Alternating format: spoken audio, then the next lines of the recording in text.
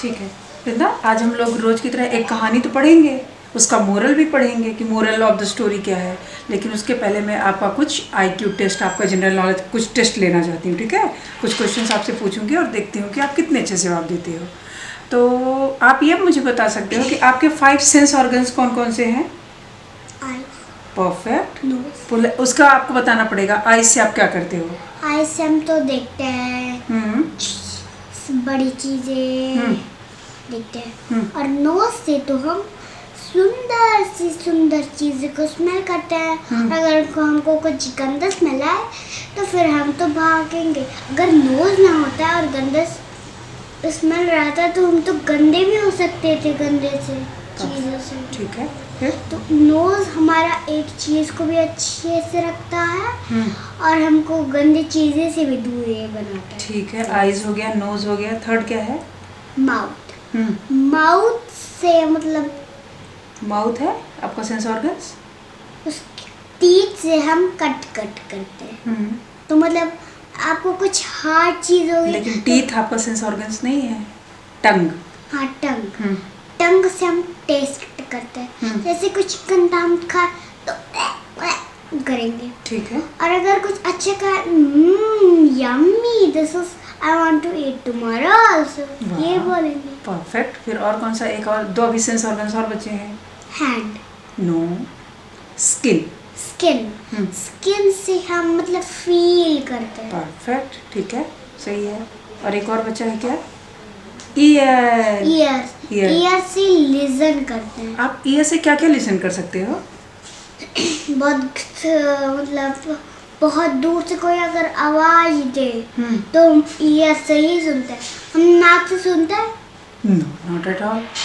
तो हम तो ईयर से ही सुनेंगे भाई ना। ठीक है, क्योंकि नाक में तो छेद है और वो है सूंघने के लिए। तो आपका कहना है कि if somebody ask you 5 sense organs, तो you have to say eyes to see, right? Nose to smell, tongue to taste, skin to feel, and ear to hear. Anything else you want to add? For leg? Sorry? Leg. No, these are the parts of the body. These are not sense organs. Sense करने के लिए ये 5 organs है अपने पास। ठीक है, एक और क्वेश्चन मैं अगर पूछूं, where do your grandparents live? आपके ग्रैंड पेरेंट्स कहाँ रहते हैं? In the far away. In the मतलब गाँव देहात में रहते हैं। ठीक है, पहले वो मेरा न्यूक्लियर फैमिली था। न्यूक्लियर फैमिली था, ठीक है। 4 years में। ठीक है, 5 years, 3 years, 2 years में, 5 years में तो मेरी न्यूक्लियर फैमिली था। अब उसके बाद मेरा फैमिली न्यूक्लियर नहीं है। ठीक है। What do you mean by nuclear family?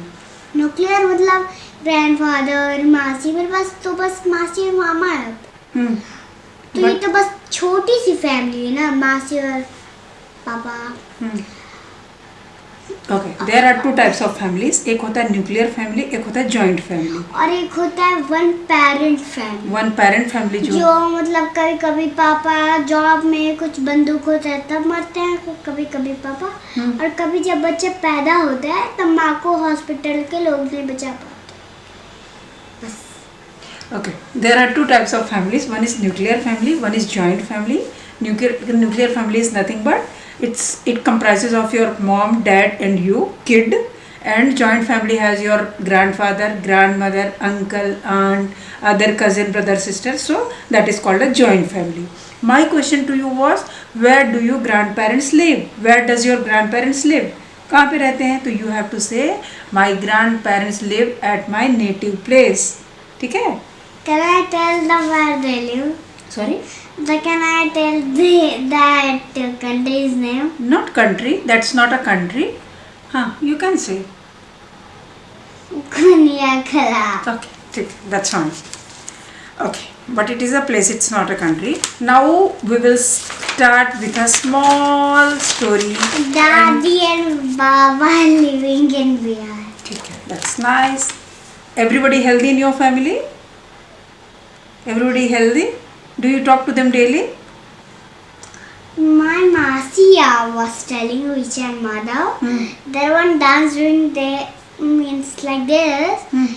So mother one day said to me, saying to me, one day she showed to me, and teacher mother would tell like this and tell to us, when one dance we will do like this one. That's why our heart attack was coming. Okay, no problem. So now we will start a small story, and after that I'll ask you a moral of the story. Are you ready for that? So shall we read a small story called Honest? Evil. Perfect. The honest woodcutter. Honest का meaning क्या होता है वृंदा? Honest woodcut. Honest means? Honest means अगर simple रहे, मतलब कुछ hard, पर उसको बहुत ऑनेस्टली करेगा, उसको कहते हैं ईमानदारी से हिंदी में. ठीक है, अभी मैं पढ़ती हूँ. I'll just read it for you. आप इसको ध्यान से सुनना. Then I'll ask you 3 moral of the story. ठीक है? Okay. Long ago there lived a woodcutter in a small village. He was, ठीक है, एक बहुत समय पहले की बात है. किसी गांव में एक रहता था वुडकटर. वुडकटर मीन्स क्या होता है? Can you tell all the things in English only? Okay. Will you understand? But बहुत सारे फ्रेंड्स होते हैं जिनको हिंदी और इंग्लिश दोनों का कॉम्बिनेशन पसंद होता है. So will read it for them also. ठीक है? Okay. Long ago there lived a wood cutter in a small village. बहुत समय पहले की बात है कि एक लकड़हारा किसी गांव में रहता था. He was sincere in his work and very honest. वो अपने काम को बहुत ही कर्तव्यनिष्ठता से करता था और बहुत ज़्यादा ईमानदार था. Every day he set out into the nearby forest to cut trees. हर दिन वो क्या करता था? सुबह उठ के पास के जंगल में जाके लकड़ी काट के लाता था. ठीक है? He brought the woods back into the village and sold them to a merchant and earned his money. रोज लाता था लकड़ी काट के, गांव के व्यापारी को बेच के पैसे कमाता था. He earned just about enough to make a living, but was satisfied with his simple living. मतलब हर ये छोटा सा काम करके अपनी रोजमर्रा की जो जिंदगी है बहुत अच्छे से वो चला रहा था. ठीक है? He was satisfied with the kind of life he was living. One day While cutting a tree near a river, एक दिन की बात है, पेड़ काटते समय his axe slipped out of his hand. Axe मतलब क्या होता है? X मतलब कुछ, AXE. Axe means कुल्हाड़ी. कुल्हाड़ी. ठीक है? मतलब एक लकड़ी का होता है और फिर ऐसे थोड़ा टाइप ट्रायंगल टाइप का रहता है और उसे वुड को कट करते हैं. ठीक है?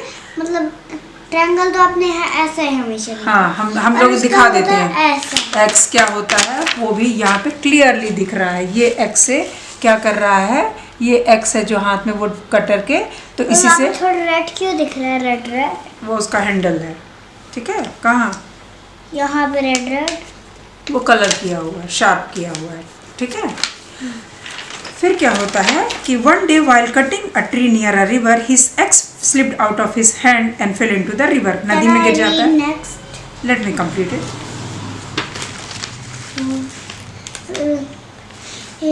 उसका मतलब जब वो ट्री पे कट रहा था तब उसका एक्स गिर गया. तब वो गॉड के बारे में प्रे करता. इतने अच्छे से एकदम जेंटली प्रे करा कि एक परी आई, मतलब गॉड के रूप में आएंगे तो पता चल जाएगा कि वो गॉड है. तो इसलिए परी के जैसा कपड़ा कोई गॉड पहन के आया. और फिर उसके बाद बोलता है, what happened my dear son? तो बोलता है, my axe fall down in the water.